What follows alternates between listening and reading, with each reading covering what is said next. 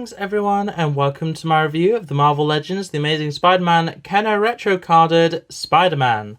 Let's get him open and get into it. And here we have the figure. So obviously this is based on the original animated series, main Spider-Man series, and it works. Quite honestly, it looks great. I'm not familiar with any Kenner Marvel series of figures that actually existed.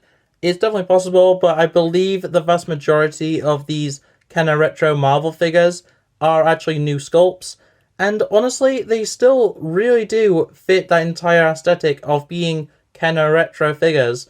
They match very well with stuff like the Star Wars Retro Carded Kenner items, and overall, I just think the aesthetic is a really strong one with this.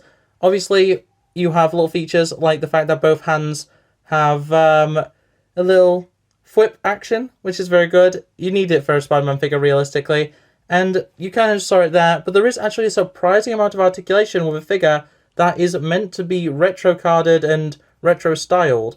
So you do have rotation at the head, which initially was a little bit tight. It seems to clog up from time to time. I'm not sure if there might have been some glue there or something, but it is just full rotation. Very cool. On the arms, you do have full rotation, and then something that I wasn't expecting, wrist articulation, meaning you can actually put it in a flip pose, and that is really important for a figure like this. I'm not sure if this is like something that's across the line because I only have the Spider-Man, but it's a very nice thing which Kenner traditionally would never do, is articulation at the, I was going to say the elbow, but realistically it's a little bit lower than that. But yeah, it's a very nice little feature, as well as at the legs you have forward, which is honestly better than some of the 6-inch Spider-Man figures, and then back, which goes all the way, which is incredible, realistically, especially for a Marvel Legends figure of Spider-Man. I always dog on Spider-Man Marvel Legends figures. They're never quite as agile as you want a Spider-Man to be. I kind of accept that this is not going to be, though, so, you know, this one kind of gets a pass from me. But yeah, overall the design work is phenomenal. The eyes using that inquisitive look, the print for the spider logo on both the front and back is really well done. Overall the paints are really nice. The fine lining for the webbing, it just looks really good. And of course, peg holes at the bottom. It's a pretty standard 3 3/4 inch figure overall. For comparisons, we have a Punisher figure, which I believe is older Legends, 3 3/4 inch Legends, but I'm not completely sure. I haven't been able to track down where he's from.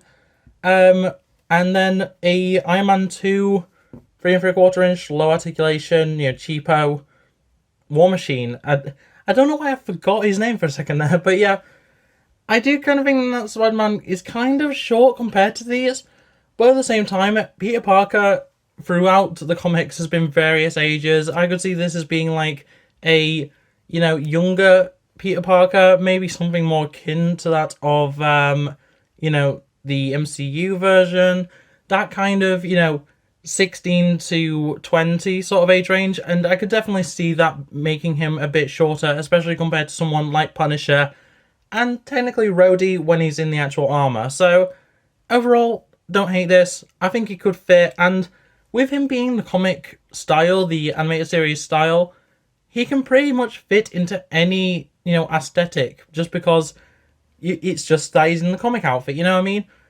Even though this is MCU and this is, like, the more realistic styling, he still fits, and I think that's really cool. And then for third party, we have the Spin Master Joker and the Star Wars Retro Card Stormtrooper.